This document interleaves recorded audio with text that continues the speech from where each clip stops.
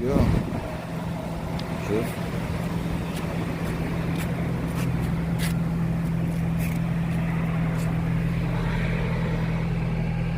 داخلية ممتازة جدا، حوالي 90% ممتازة، ما فيش أي مشكلة بالداخلية. المشكلة في الخارجية، فيها بدأ فيها رشات هنا. الشنطة هذه مرشوشة كامل بسبب الصدمة من وراء، وهذه كمان مرشوشة، وفيها صدمة من الأمام. شوف فيها صدمة من الأمام، هذه كله مسمكرة. الوجهية كاملة صراحة. فوق التندق جديد سليم كله مية مية. جير ماكينة مضبوط. الداخلية مرة نظيفة مرة. شوف المسجلة الشاشة شغالة، بس فيها يعني مكسورة الشاشة، يعني تبع، بس شغال كله مية مية. الداخلية قوي قوي.